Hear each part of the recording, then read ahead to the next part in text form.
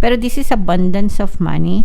Merong good news na dadating sa inyo, guys. Yung iba sa inyo, guys, literal na merong magpapadala ng pera.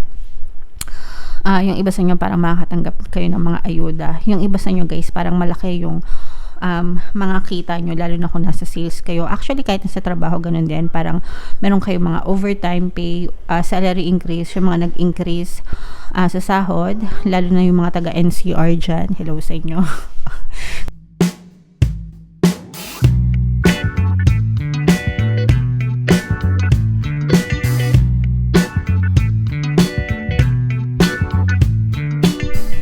Hello guys, hello Aquarius, welcome back to Pinoy Pixie Tarot.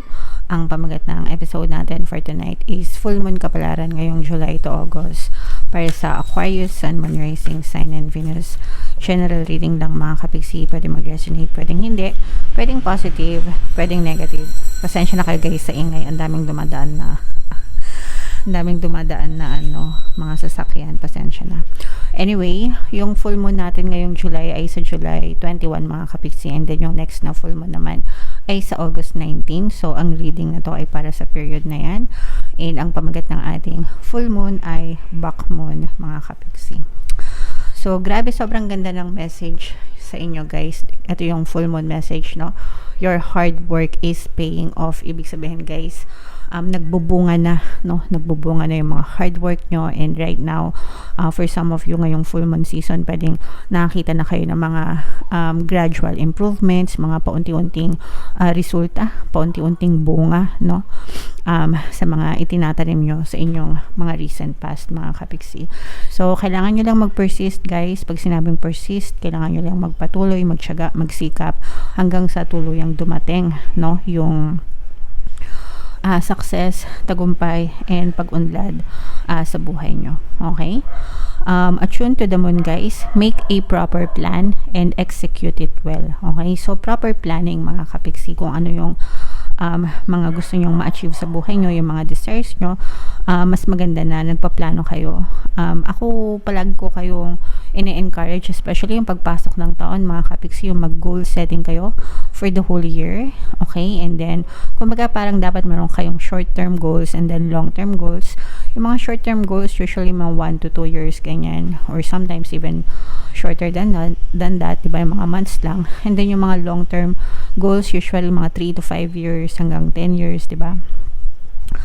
Maganda kasi yun, nagkakaroon kayo ng vision, and then nakikita nyo kung on track kayo, and then nakikita nyo kung paatras kayo or paabante, or paabante kayo or paatras kayo sa progress nyo. And also malalaman nyo what works best for you, ano yung nagwo-work talaga sa'yo, diba? And ano naman yung mga hindi nagwo-work sa'yo. So sa mga ganon, gusto nyong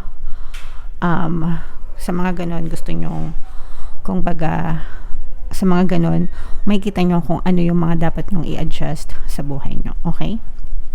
Alright. Additional meanings for this card, guys. You need to be more disciplined to reach your goal. Kailangan talaga disiplinado, guys. No? Kasi pag hindi kayo disiplinado, bara-barabay lang, no? Sabog-sabog, walang plano, walang direksyon, mga kapixie. Pero pagka discipline ka na maabot yung goals mo, magpe-persist ka talaga, laser-focused ka sa attention mo, mga kapixie.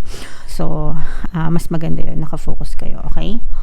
Hard work will make your dreams a reality, mga kapixie. Syempre, sinasabayan niya ng pagkilos, pagtiyaga, pagsisikap. Unang-una, dasal, guys. Number 1 yan palagi, pagdadasal, wag niyong kakalimutan. And then, hard work. And then, hard work pagdating sa positibong mental diet. So, yung number 3, wag niyong kakalimutan. Lahat yung tatlong yun, wag niyong kalimutan, guys. Kasi yun yung secret recipe para ma-push out sa physical reality nyo yung mga ginagawa nyong yung mga gusto nyo maabot sa buhay nyo. Okay?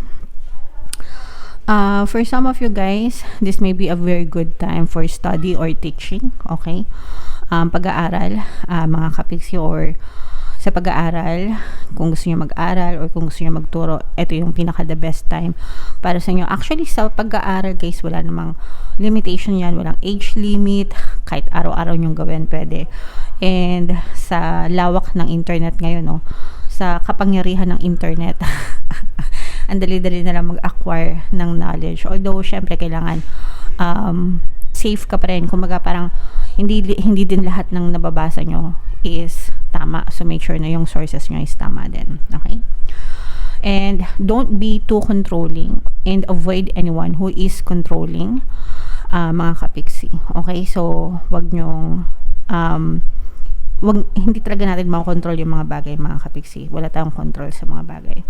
Ang makokontrol nyo lang is yung perception nyo, yung paniniwala nyo about things in your life, mga kapiksi. So, yun lang. Pero, other than that, wala na tayong control. So, avoid nyo para yung mga control issues, mga kapiksi.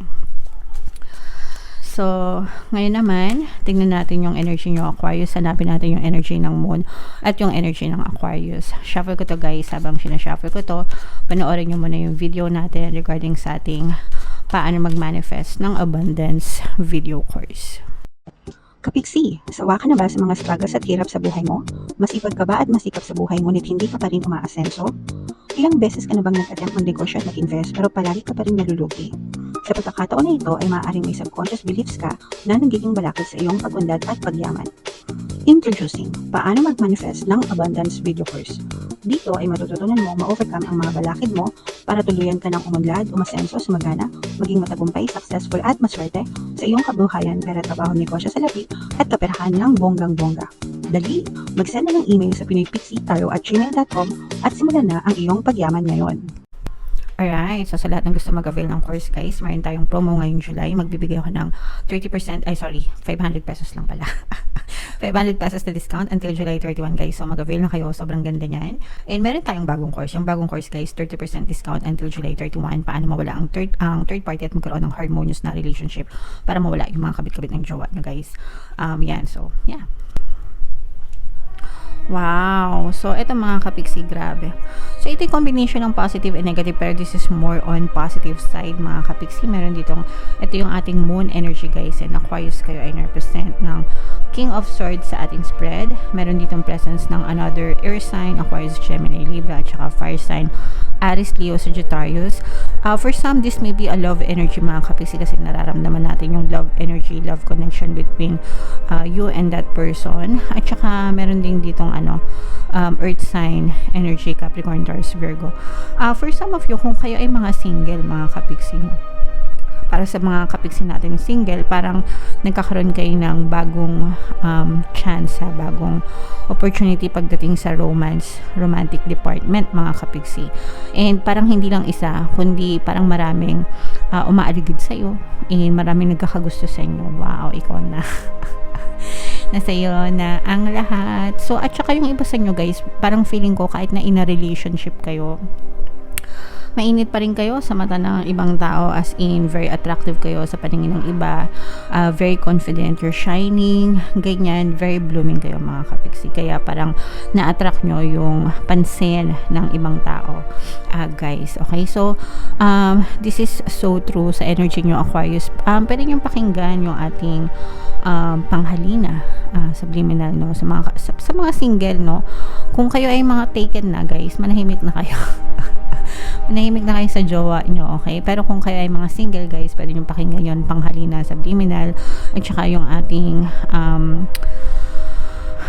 attract love and relationship, no, para sa mga single, para talagang mahatak nyo yung tamang person. Yun, hindi lang love and relationship, kundi tamang person yung dadating sa inyo, mga kapiksi. Okay? Angel number 888, guys. I-check nyo yung ibig sabihin yan. Baka may additional message sa inyo ang inyong mga anghel gabay. Pero this is abundance of money. Merong good news na dadating sa inyo, guys. Yung iba sa inyo, guys, literal na merong magpapadala ng pera. Yung iba sa inyo parang makakatanggap kayo ng mga ayuda. Yung iba sa inyo, guys, parang malaki yung mga kita nyo, lalo na kung nasa sales kayo. Actually, kahit nasa trabaho, ganun din. Parang meron kayo mga overtime pay, salary increase, yung mga nag-increase sa sahod, lalo na yung mga taga-NCR dyan. Hello sa inyo. Kasi nagkaroon sila ng salary increase, di ba? Narinig ko lang sa balita. So, pwedeng makasama na siya sa payout nyo. So, medyo malaki yung mapupunta sa inyo, mga kapiksi. And yung iba naman sa mga nagbebenta, nag-online selling, or kahit hindi online, basta nagtitinda ganyan. Parang nakikita natin na masyado kayong busy, masyado kayong abala. Pero yung pagiging kuba nyo sa pagtatrabaho, talagang nagpe-pay off siya. Ito yung sinasabi natin na your hard work is paying off kasi nakikita nyo na yung mga resulta, no? Yan, yung mga pera na yan, yung mga pagtaas ng sweldo, yung mga dagdag kita, mga kapiksi, deserve nyo yan kasi pinaghirapan nyo yan. So, i-mine nyo na yan, guys, sa comment section. Mine, abundance of money, malaking kita, malaking overtime, dagdag sahod, yan. I-mine yan. Ang nakikita lang natin dito for some of you is parang yung sa iba na parang hindi nadadagdagan yung sweldo or hindi na nadadagdagan yung kita is because yung iba sa inyo, you're afraid, meron kayong duda, may mga duda kayo and meron kayong mga fear na sumubok, no? Meron kayong fear of rejection, fear of trying new things, fear of rejection, mga ganyan. So, natatakot kayo sumubok, kaya hindi nyo na nakikita yung magagandang resulta sana. Okay? Wow. So, ito guys, nakikita natin na marami pang opportunities. Pero ito guys, yung mga opportunities na to, feeling ko yung iba, lumalampas kasi pagod na kayo. Kumbaga parang wala na kayong time. You have too many things on your plate, no?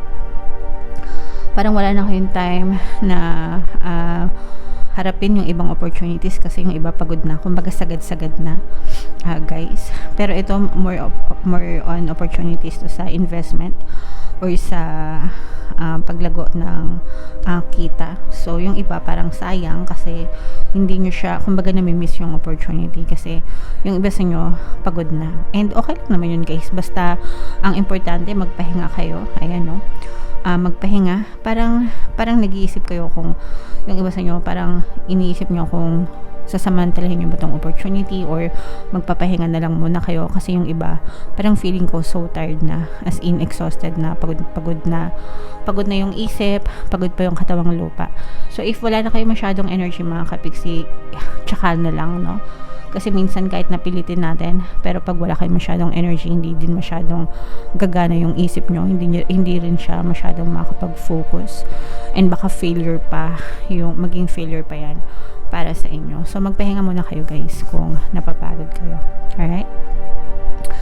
So yan ang ating reading para sa inyo, Aquarius. Yung mga magagandang energy dito, guys, i-mind nyo to.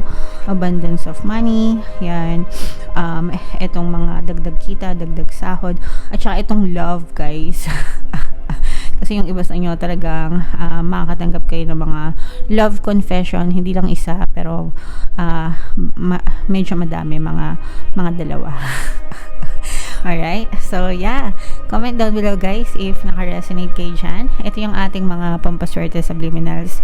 Pakinggan nyo, guys, para makatulong sa inyo. And ito naman yung ating success stories ng paano mag-manifest ng abundance video course. Click here to subscribe, guys, and click here to join our membership program. Thank you for liking, sharing, and subscribing, and see you again next time. I love you all, guys. Have a nice day. Bye-bye.